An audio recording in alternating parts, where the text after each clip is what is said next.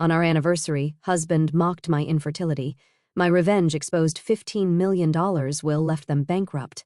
My sister-in-law smirked. Too bad you couldn't have kids. My husband chuckled. We needed better genes anyway. I didn't flinch. I just stood up, smiled, and handed him a folder. No one knew what was inside. But when he opened it, his smile froze, and I walked out without looking back. Let me take you back to the very beginning, to the moment everything started to unravel in ways I could never have predicted. My name is Ava, and this is the story of how I fell in love, built what I thought was a perfect life, and then watched it crumble under the weight of secrets, greed, and betrayal. It's also the story of how I found the strength to walk away and reclaim myself. Ava, you're glowing, my friend Sarah said, squeezing my hand across the restaurant table. Marriage suits you. I couldn't help but smile. 6 months into married life with Ethan, and I still felt like I was floating on air. I kept waiting for the other shoe to drop, I admitted, twirling my wedding ring. It was almost too perfect. Sarah laughed. You deserve this happiness after what you went through with Derek. I shuddered, remembering my ex-boyfriend who'd cheated on me with my roommate. That betrayal had left me questioning everything about love and trust. The pain of walking in on them, the way my world had shattered in an instant. It had taken me years to rebuild my confidence, to believe I could open my heart again. But Ethan was different, or so I thought. From the moment Jake introduced us at that coffee shop downtown, I knew he was special. It was a rainy Saturday in Seattle, the kind of day where the clouds hung low and the streets glistened with puddles. I was curled up in a corner booth at my favorite indie cafe, nursing a latte and losing myself in a novel, when Jake burst through the door like a whirlwind. Ava! You have to meet this guy, he shouted, ignoring the glares from other patrons. Behind him trailed Ethan, tall, with tousled brown hair, green eyes that crinkled when he smiled nervously, and a coffee cup clutched in his hand like a lifeline. I'm telling you, you two are meant for each other, Jake had said, practically pushing Ethan toward my table. You both love those weird foreign films nobody else understands. Ethan had approached nervously, coffee cup in hand. So, Jake says you're the only other person in Seattle who actually enjoyed that 3-hour Russian movie about the bread factory. His voice had a slight tremor, but there was genuine curiosity in his eyes. I'd burst out laughing, nearly spilling my drink. It wasn't about bread. It was a metaphor for the human condition, the struggle for meaning in a mechanized world.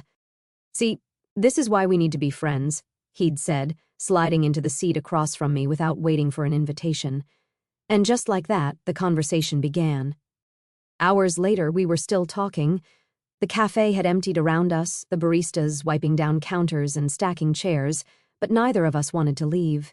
Ethan told me about his job at the marketing firm, how he crafted campaigns for eco-friendly brands, dreaming of one day leading a project that could change consumer habits on a global scale. He shared his dream of traveling to New Zealand, hiking the Milford Track, and standing at the edge of the world where the mountains met the sea. He even confessed his slightly obsessive relationship with crossword puzzles, how he kept a notebook of tricky clues and solved them during his commute. I opened up too, sharing my work at the nonprofit, organizing community drives for literacy programs, the joy of seeing a child's face light up when they received their first book. I admitted my irrational fear of spiders, how I once screamed so loudly at a daddy longlegs that my neighbors called the police, and my secret addiction to reality TV shows, the drama, the confessions, the over-the-top challenges that made me forget my own stresses for an hour. I have a confession, he'd said as we finally gathered our things, the cafe lights dimming for closing. I don't actually like foreign films that much. I just wanted an excuse to talk to you. His cheeks flushed, but his eyes held mine steadily. That honesty was what hooked me. No games, no pretense, just genuine interest in getting to know me. In a city full of superficial connections, Ethan felt real. The next 6 months were a whirlwind of discovery and joy. Ethan would show up at my office with surprise lunches, sandwiches from the deli down the street or homemade salads he'd packed in Tupperware, claiming he was in the neighborhood, even though his workplace was across town in a high-rise overlooking the Puget Sound. We'd eat on a park bench, watching ferries glide across the water, talking about everything from politics to our favorite childhood cereals. We'd spend entire weekends exploring Seattle. We discovered little bookshops tucked into basement levels where the air smelled of old paper and coffee, and we'd lose hours browsing dusty shelves for hidden gems. We tried restaurants we'd never heard of, Ethiopian injera shared with our hands, Vietnamese pho that warmed us on chilly evenings, fusion tacos from a food truck parked near the university. "I love how you see the world," he told me one evening as we walked along the waterfront, the sun setting in streaks of orange and pink over the Olympic Mountains. "You find magic in ordinary things, a street performer's song, the way light filters through leaves, the smile of a stranger." It wasn't just the adventures. It was the quiet moments, too. Curled up on my couch watching movies, his arm around me, my head on his shoulder. Late-night talks about our fears and dreams, his worry that he'd never live up to his potential, my hope to one day start a foundation for underprivileged kids. He made me feel seen, valued, loved for who I was, not what I could provide. The proposal came during a camping trip to Olympic National Park. We'd planned it as a weekend getaway, escaping the city for fresh air and solitude. We hiked through ancient forests, moss draping the trees like emerald curtains, the sound of rushing rivers accompanying our steps. We reached a secluded lake just as the sun began to set, painting the water in hues of gold and crimson. Ethan had packed a picnic, cheese, crackers, wine in plastic cups, and we sat on a rocky outcrop, legs dangling over the edge. "I know this might seem fast," he said suddenly, his voice shaking as he dropped to one knee. He pulled a small velvet box from his pocket. "But I can't imagine my life without you. Will you marry me?"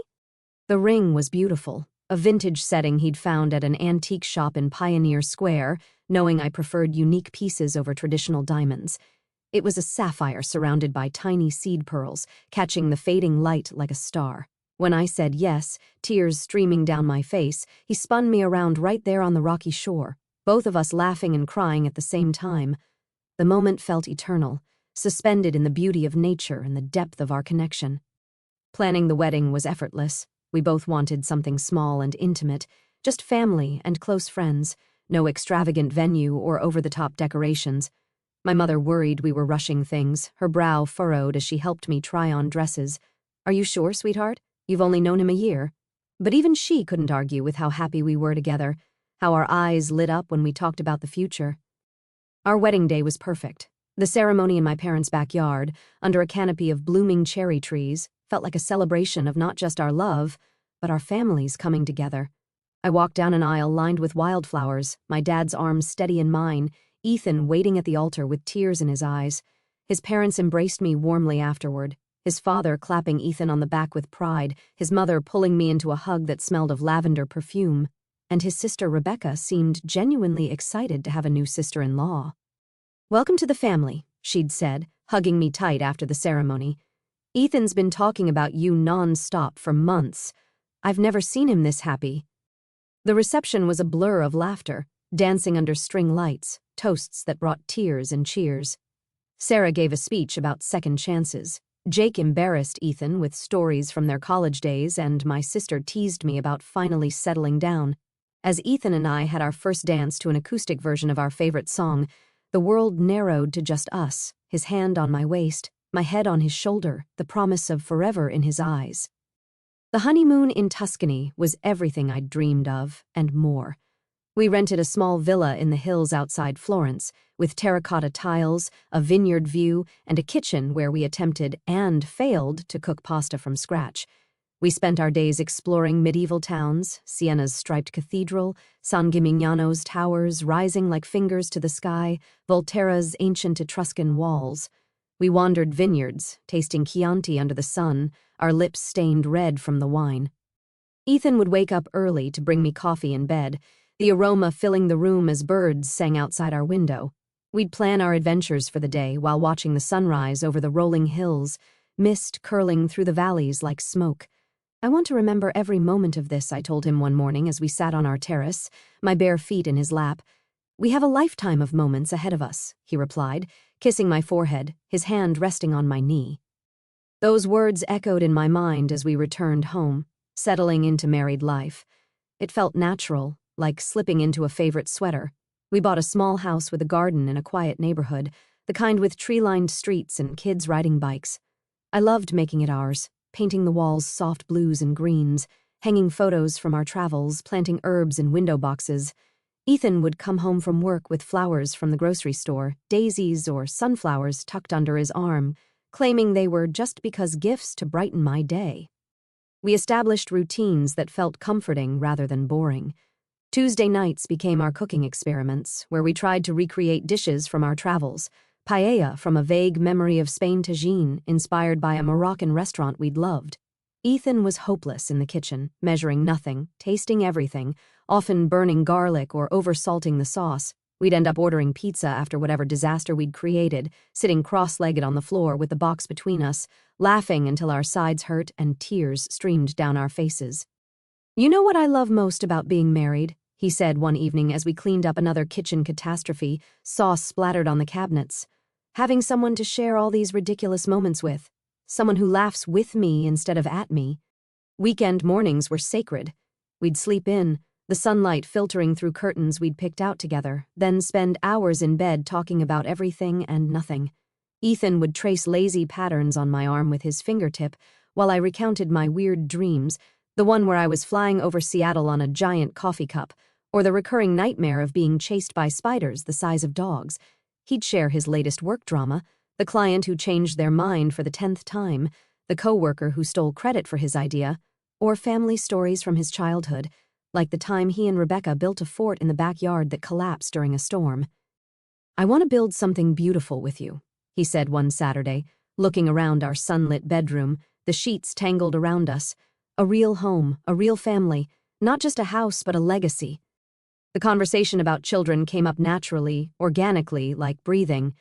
We'd be walking through the park hand in hand, watching kids chase pigeons or build sandcastles in the playground, and we'd find ourselves talking about our future family. "I hope our kids have your eyes," Ethan would say, studying my face with that intense gaze that always made my heart skip, those deep brown ones that see right through me. "And your sense of humor, the way you can make anyone laugh, even on their worst day."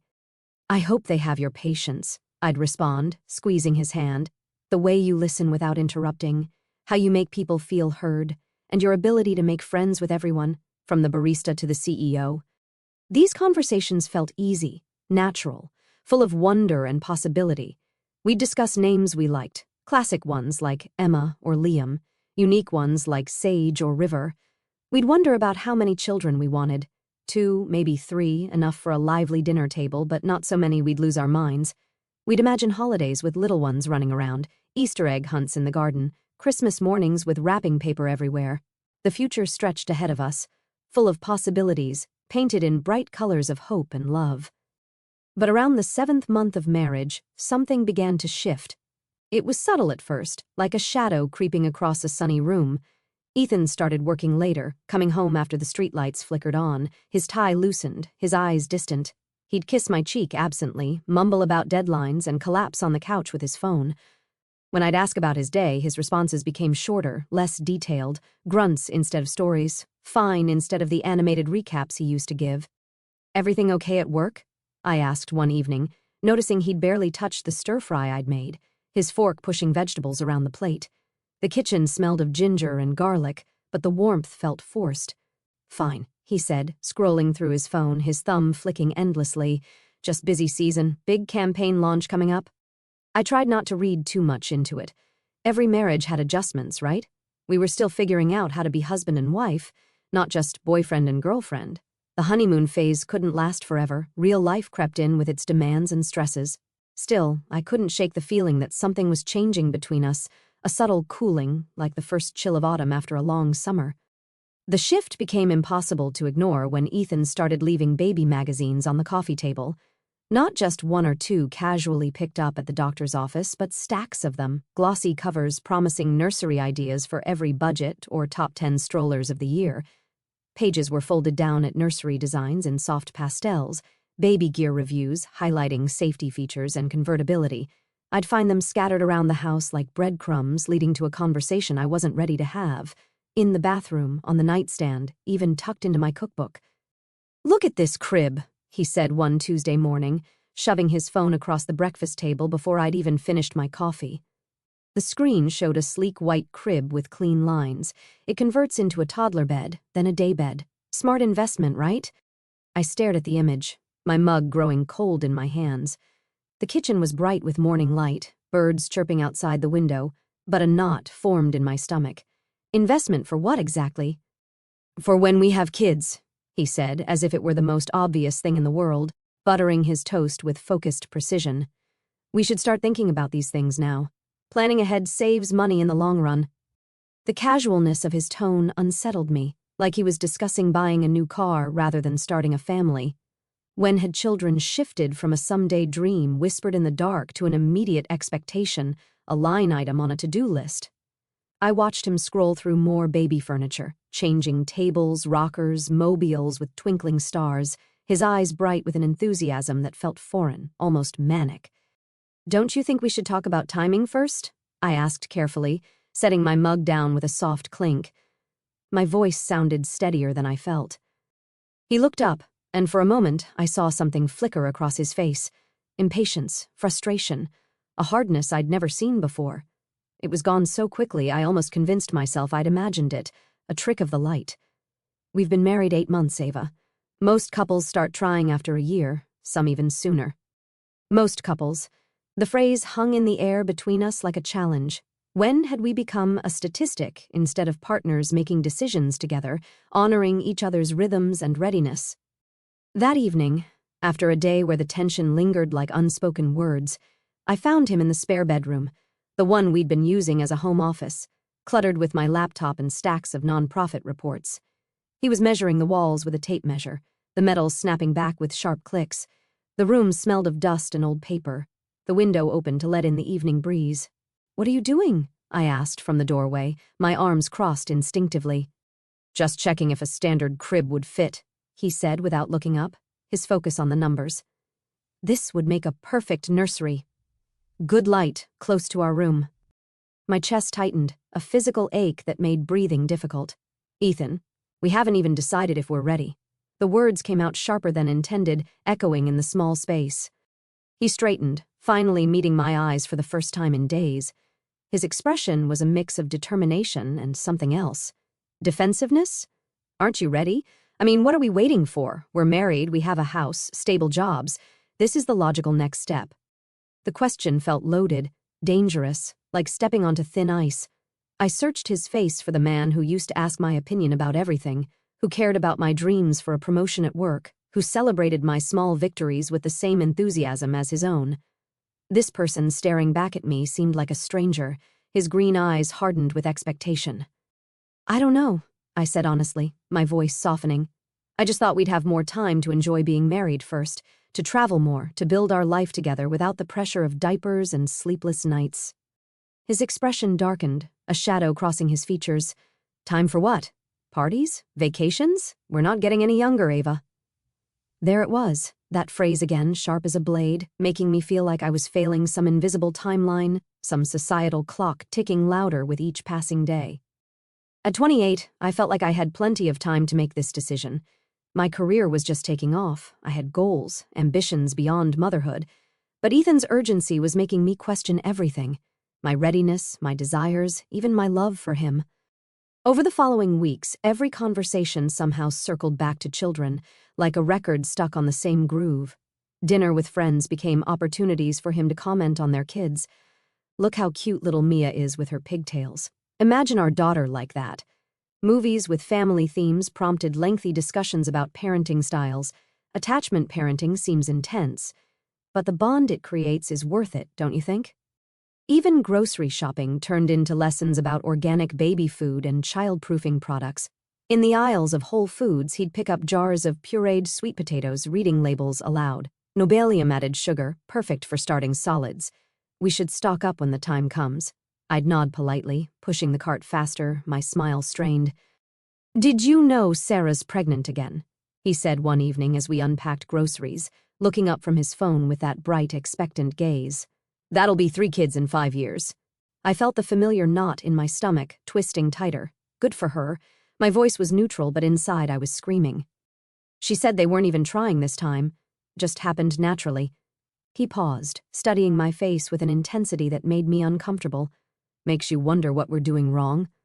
Wrong. The word hit me differently than he probably intended, landing like a punch to the gut. Were we doing something wrong by not immediately starting a family? Was I wrong for wanting to feel more settled, more financially secure, more emotionally prepared before bringing a child into the world? The worst part was how the pressure was changing me. I found myself avoiding baby-related conversations with friends, changing the subject when someone asked about our plans.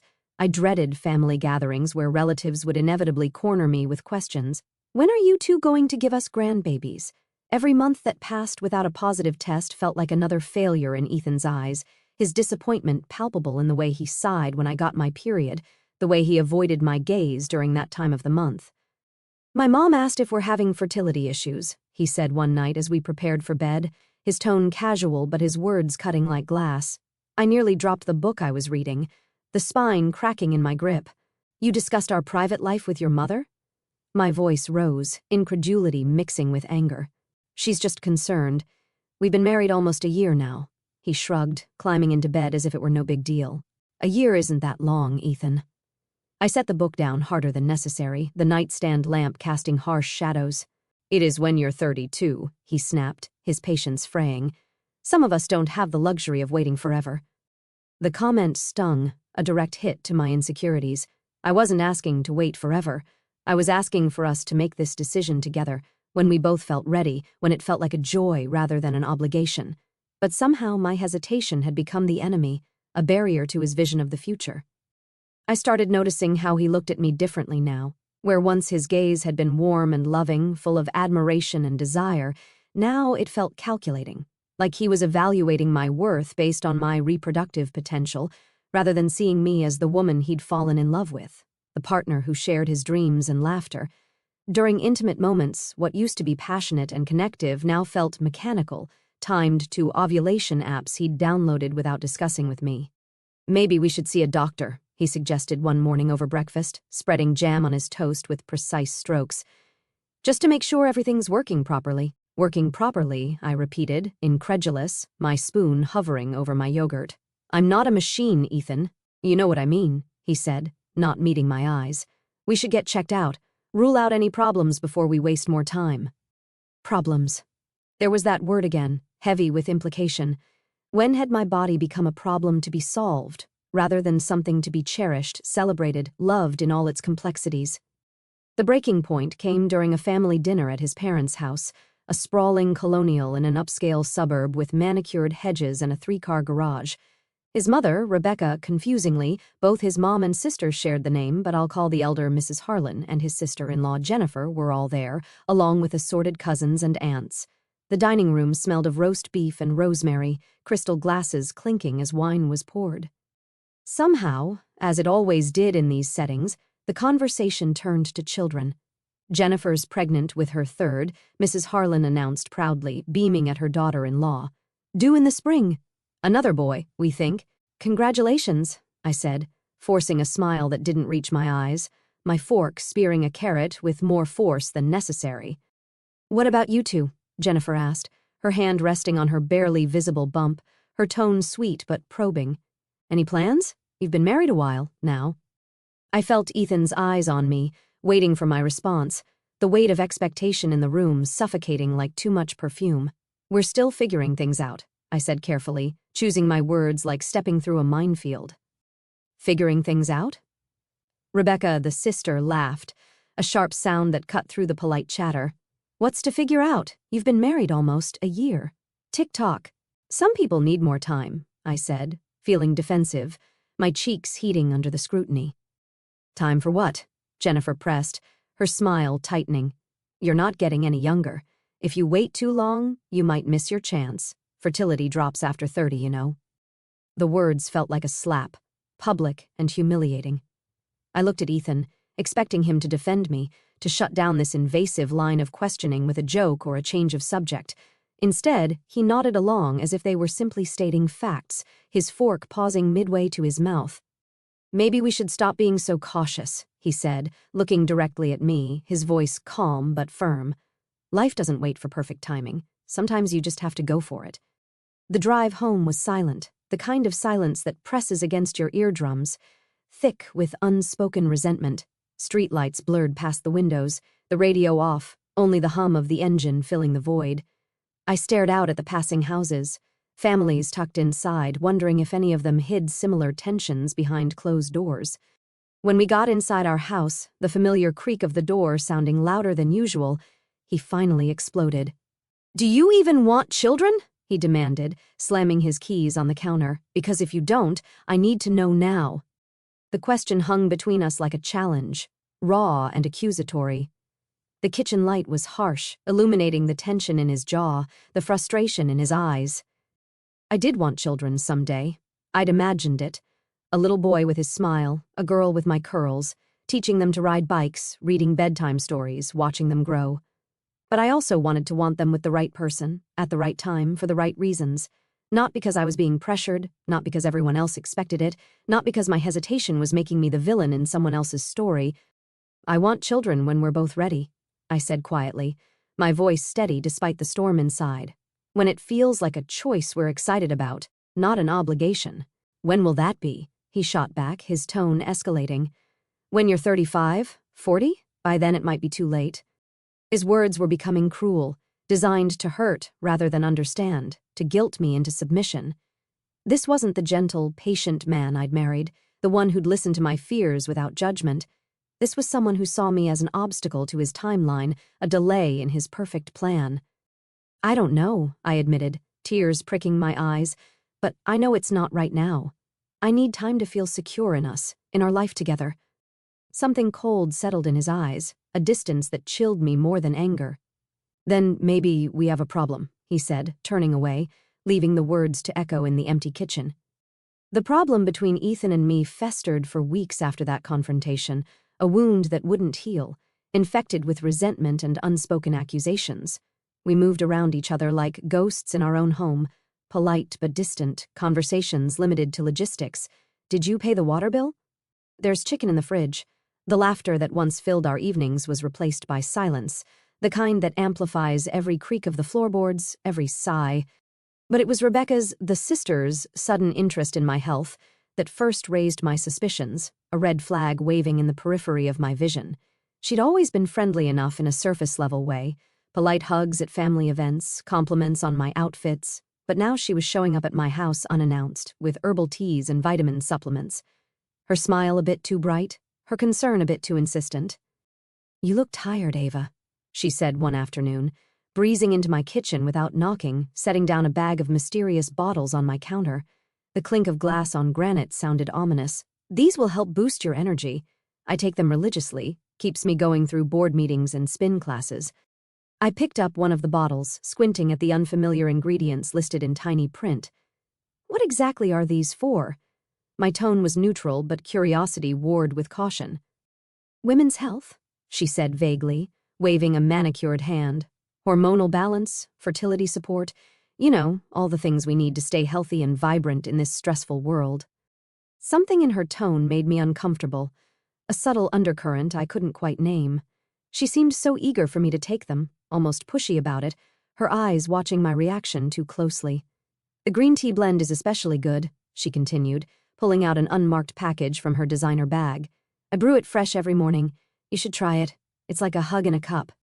I thanked her and put everything away in the pantry, but something nagged at me, a whisper of doubt. Since when had Rebecca become so invested in my health? She'd never shown this kind of concern before, not when I had the flu last winter, not when I mentioned stress at work. Why now? Over the next few days, she kept checking in about the supplements, text messages popping up at odd hours. "Did you try the tea yet?" Phone calls during my lunch break. "How are you feeling? Any difference?"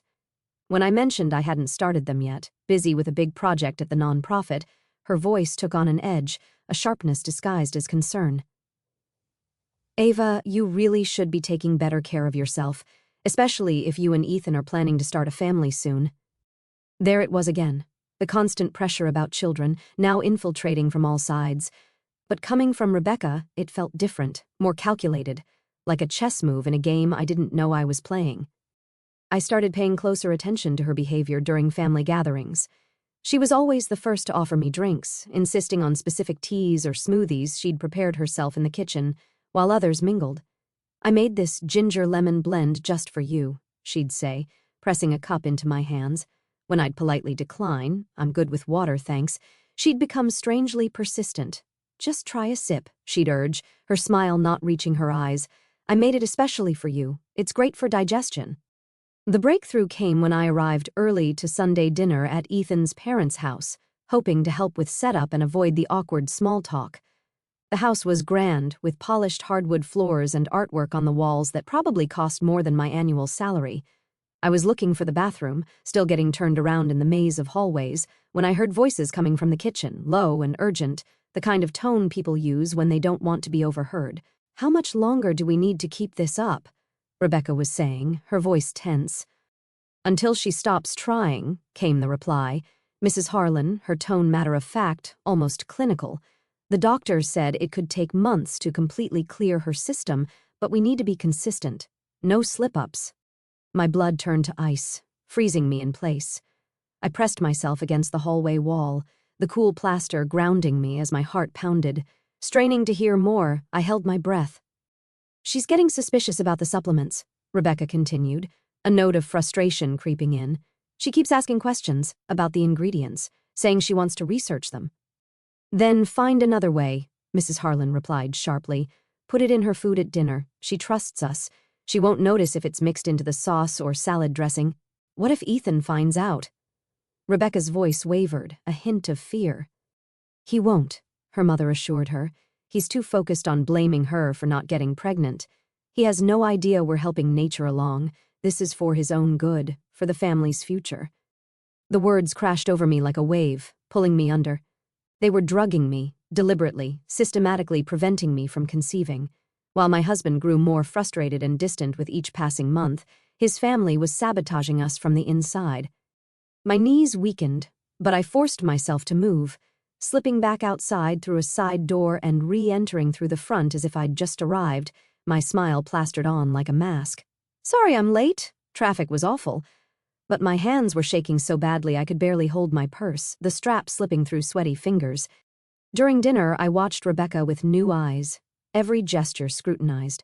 She insisted on serving me personally, ladling soup into my bowl, ensuring I got the special salad she'd prepared with its glossy dressing that suddenly looked suspicious.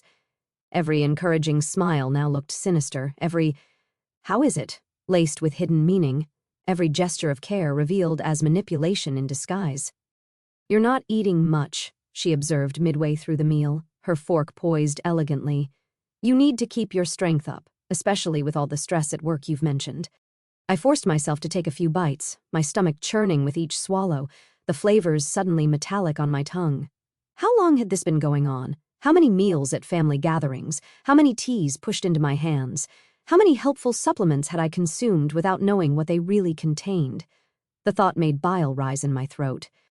The next morning, after a sleepless night, replaying the overheard conversation in my mind, I called Dr. Martinez's office, my OB-GYN, a kind woman I'd seen for years, and scheduled an emergency appointment.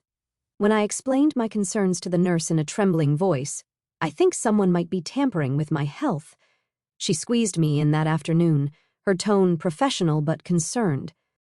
"I need comprehensive blood work," I told Dr. Martinez in her office, the posters of reproductive health on the walls suddenly feeling ominous. "I think someone might be affecting my ability to conceive, intentionally." She raised an eyebrow, her pen pausing over the chart, but didn't question my request outright. "We'll test for everything," she said calmly. "Hormones, vitamins, any foreign substances that might be interfering with your reproductive system. Toxins, blockers, whatever, could show up." 3 days later, as I sat in rush-hour traffic, my phone rang with an unknown number. "Ava, I need you to come in immediately," Dr. Martinez said, her voice grave. "There are some concerning findings in your lab work." Sitting in her office that afternoon, the room felt smaller, the air thicker. She slid a printout across the desk, highlighting lines in yellow. "There's a synthetic hormone blocker in your system," she explained, her eyes meeting mine with sympathy. "It's not something you take accidentally or find in food. It's specifically designed to prevent ovulation and implantation, essentially a chemical contraceptive, but stronger, longer lasting. Someone has been giving this to you regularly over several months, at least." The clinical terms washed over me: half-life, clearance rates, potential side effects, but the meaning was crystal clear. I'd been systematically poisoned by people I trusted, people who were supposed to love me, welcome me into their family. "Can you reverse it?" I asked, my voice barely a whisper, tears blurring the papers. "Yes," But it will take time, she said gently. Depending on how long you've been exposed and the dosage, it could be several months before your system returns to normal. We'll monitor closely, adjust as needed. But Ava, this is assault. You should consider reporting it. I left her office with copies of all my test results, my hands clutching the folder like a lifeline, the evidence of betrayal tangible now. But I also left with something else, a growing determination to expose the truth, to protect myself, to end the deception before it destroyed me completely. That evening, after Ethan fell asleep early, claiming exhaustion from work, I sat in my car outside Rebecca's upscale condo, watching through the kitchen window as she prepared what looked like another batch of her special tea blend. The lights were warm, but the scene felt cold. I took photos with my phone, zooming in on the unmarked containers, the careful measurements, documenting everything I could, my hands steady now with purpose. Over the next week, I became a detective in my own life, operating in the shadows of my routine. I found the supplements Rebecca had given me, hidden in the back of the pantry, and took them to a private lab for analysis, paying extra for expedited results. I recorded conversations when she called to check on my health, her voice syrupy sweet. Any energy boost yet? I even installed a small camera in my kitchen disguised as a spice jar to capture what she might be adding to food when she visited unannounced. The evidence mounted quickly, a damning pile that made my blood run cold. The supplements contained the same hormone blockers found in my blood, high doses consistent with months of exposure. The tea blend had additional compounds designed to disrupt my menstrual cycle, causing irregular periods I'd attributed to stress. Even some of the dinner dishes at family gatherings were tainted. Traces in the gravy, the punch, the desserts Rebecca insisted I try. But the most damning evidence came from a conversation I recorded between Rebecca and her mother during a visit to my house. Ethan was at work, and they'd stopped by under the pretense of dropping off a casserole. I'd excused myself to the bathroom, leaving my phone recording in my purse. "The inheritance is too much to risk," I heard Mrs. Harlan say through the hidden mic, her voice low but clear. "If she has children, Ethan's share gets divided among them money-wise. We can't allow that to happen." "I know, but this is getting complicated," Rebecca replied, frustration evident. "She's asking too many questions about the supplements, saying she wants to show them to her doctor." "Then we need to work faster," her mother said decisively. "Make Ethan think she's the problem. Barren, unreliable. If he divorces her for being infertile, the money stays protected in the family." Listening to that recording later, alone in my car with tears streaming down my face, everything finally made sense. This wasn't just about preventing me from having children out of some misguided family planning. It was about money, cold, hard cash, ensuring that Ethan's inheritance, whatever it was, wouldn't be shared with any future grandchildren. They'd been willing to destroy my marriage, my health, my dreams, my very body, for their own financial gain. But now I had proof, irrefutable, documented, legal, and I was going to use it to end this nightmare once and for all. Planning the confrontation required more strategic thinking than I'd ever applied to anything in my life. Not my nonprofit campaigns, not my wedding, not even my master's thesis. I spent the week carefully orchestrating every detail, knowing I'd only get one chance to expose the truth before they could spin the narrative in their favor, paint me as hysterical or ungrateful. I met with a lawyer recommended by Sarah, a sharp woman named Elena who specialized in assault and fraud cases. She reviewed my evidence with raised eyebrows, her pen flying across a legal pad. "This is strong," she said, tapping the lab reports. "Assault with a toxic substance, conspiracy, possibly medical malpractice if the doctor's involved. We can file for divorce on grounds of cruelty and pursue criminal charges. But timing is key. Deliver the evidence in a controlled setting." The envelope felt heavier than it should have as I sealed it that Friday morning, my hands steady despite the adrenaline. Inside were the lab results, the recorded conversations transcribed and notarized, photographs of the tainted supplements with lab analysis, and divorce papers Elena had helped me prepare, citing irreconcilable differences and emotional abuse. But there was one more document, something I discovered just 2 days earlier that would shatter any remaining illusions about this family's true nature. I'd hired a private investigator on Elena's advice to dig deeper into their financial situation, and what he uncovered was staggering. Ethan's inheritance wasn't just substantial, it was conditional, buried in the fine print of his grandfather's will. The old man, a self-made tech mogul, had specified that the bulk of his $15 million estate would be divided among any biological heirs. If Ethan had children, his share would be split equally with them upon their 21st birthdays. But if he remained childless, he'd inherit everything outright at age 35. More damning was the paper trail showing Rebecca had consulted with a lawyer about inheritance law just 3 months after our wedding. Emails, billing records, notes from meetings. The timing wasn't coincidental, it was calculated. Sunday dinner at the family home felt like walking into a theater where everyone knew their role except the audience, the unwitting pawn about to flip the script. I arrived precisely on time, the envelope tucked discreetly in my purse, my wedding ring deliberately absent from my finger, a subtle signal of things to come. The house smelled of garlic and herbs, the table set with the good china. "Ava, darling," Mrs. Harlan greeted me with her usual air kisses, her perfume overwhelming. "You look wonderful. Rebecca made your favorite roast." Of course she did. I wondered what special ingredients she'd added this time, my stomach turning at the thought. Ethan pulled out my chair with exaggerated chivalry, his hand lingering on my shoulder a beat too long. "You seem different tonight," he murmured, his breath warm against my ear, more relaxed. If only he knew. I'd never felt more focused in my life, every nerve ending alive with purpose. Rebecca bustled around the kitchen, making a show of serving everyone, carving the roast with flourish, passing bowls of mashed potatoes and glazed carrots. When she placed my plate in front of me, piled high with food, I caught her eyes and smiled sweetly. "Thank you for always taking such good care of me," I said, my tone warm but my words carefully chosen, laced with irony only I understood. She beamed, completely missing the undercurrent. Anything for family. Dinner conversation flowed around typical topics. Work, Ethan's latest campaign, weather, unseasonably warm, neighborhood gossip, the Johnsons' new pool. I participated minimally, my responses polite but brief, watching the family dynamics with new clarity, every glance between Rebecca and her mother, every subtle nod or raised eyebrow now made perfect sense. A secret language of conspiracy. "You're quiet tonight," Ethan's father observed, cutting into his steak. "Everything all right?" "Just thinking about the future," I replied honestly, my voice steady. "Speaking of the future," Ethan said right on cue, as if rehearsed, "I've been looking at houses in the Maple Ridge neighborhood. Great schools, family-friendly community, big yards for kids to play." Here it was, the opening I'd been waiting for, the bait I'd anticipated. "That sounds lovely," I said, reaching for my purse with deliberate slowness. "Actually, I have something for you, Ethan." The casual conversation died instantly, a record scratch in the polite hum. I stood and pulled out the manila envelope, the paper crisp in my fingers. Every eye in the room fixed on me as I walked around the table to where Ethan sat, his brow furrowed in confusion.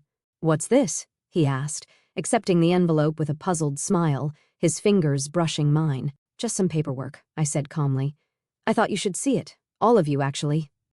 He opened it with the confidence of someone who had no idea his world was about to implode. I watched his face as he pulled out the first document, the lab results showing synthetic hormone blockers in my system, highlighted in damning yellow. His smile faltered, confusion creeping in. "What is this?" "Keep reading," I said, my voice steady as steel. The next document was the analysis of Rebecca's supplements, matching the compounds in my blood, then the transcribed recorded conversations with timestamps and notarization. Then the inheritance research, the will's conditions laid bare. With each revelation, more color drained from his face, his hands trembling slightly. "I don't understand," he said, his voice barely a whisper, looking up at me with wide eyes. "Really? Let me help explain." I turned to address the entire table, my voice clear and unwavering. "For 4 months I've been systematically drugged by members of this family to prevent me from conceiving children." Rebecca dropped her fork with a clatter that echoed like a gunshot. Mrs. Harlan went rigid in her chair, her wineglass frozen halfway to her lips. The room seemed to hold its breath. "That's ridiculous," Rebecca stammered, her face paling. "Why would we—" "Because children would mean splitting Ethan's inheritance," I continued calmly, my eyes locking with hers. "Something you've known since consulting a lawyer 3 months after our wedding. $15 million to be precise." Ethan's head snapped up, the papers rustling in his grip. "What inheritance?" I almost felt sorry for him in that moment. He genuinely didn't know about the conditional nature of his grandfather's will, the strings attached to his future wealth. Your grandfather's estate, I explained, my tone softening slightly for him alone. $15 million that gets divided among any biological heirs. No children means you inherit everything when you turn 35. Children mean sharing, equally, with them. The silence that followed was deafening, thicker than the gravy congealing on plates. Ethan looked between his mother and sister, realization dawning on his face like a storm cloud gathering. You knew, he said to his mother, his voice breaking. You knew about the will and you didn't tell me. We were protecting you, she said defensively, her chin lifting. Protecting the family legacy your grandfather built. Protecting the family by poisoning my wife? Ethan's voice rose, shock giving way to anger. The veins in his neck stood out as he turned to Rebecca. You did this? Rebecca found her voice again, her composure cracking. We were protecting your future. You don't understand the financial implications, the taxes, the divisions. It's not just about money, it's about security. I understand perfectly, Ethan interrupted, his voice rising to a shout that made the crystal tremble. You've been drugging Ava to protect money. He turned to me, and for a moment I saw a flicker of the man I'd once loved. The one who'd proposed by the lake, who'd laughed with me over burnt dinners. Ava, I swear I didn't know. I had no idea what they were doing. I was frustrated, yes, but I never would have. But you knew something was wrong with me, I said quietly, cutting through his protest. You blamed me for not getting pregnant. You made me feel broken, defective, like my only value was in giving you children. I was frustrated, yes, but I never would have condoned this, he pleaded, his eyes desperate. You told me maybe we should divorce if I couldn't have children, I reminded him, my voice steady despite the pain. You made your priorities very clear. Children above all else, above us, above me. His face crumpled, guilt and regret warring in his expression. I was angry. I didn't mean it. Yes, you did. I pulled out the final document from the envelope, the divorce papers, neatly stapled, my signature already in place, and that's why I'm making it easy for you. The paper shook in his hands as he read the heading, the words dissolution of marriage stark in black ink. Ava, please, he whispered, his voice breaking. We can work through this. I'll cut them off. We'll start fresh, just us. No, I said simply, the word final. We won't. He reached for me, but I stepped back. But I love you. The words hung in the air, hollow and meaningless now, stripped of the magic they once held. I looked around the table at this family, who had welcomed me with smiles and hugs while systematically destroying my health and my marriage from the inside. Love doesn't do what you've done, I said, my voice ringing clear. Love doesn't let other people poison the person you claim to care about. Love doesn't make conditions based on reproductive capability or financial gain. I walked toward the door, feeling lighter with each step, the weight of months lifting from my shoulders. Behind me, voices erupted, accusations flying like shrapnel, denials overlapping, desperate attempts to salvage what couldn't be saved. Ava, wait, Ethan called, his chair scraping back. I paused at the doorway and turned back one final time, meeting each of their gazes. The papers are already filed. My lawyer will be in touch. And then I walked out into the cool evening air, breathing freely for the first time in months, the stars above me bright and unyielding.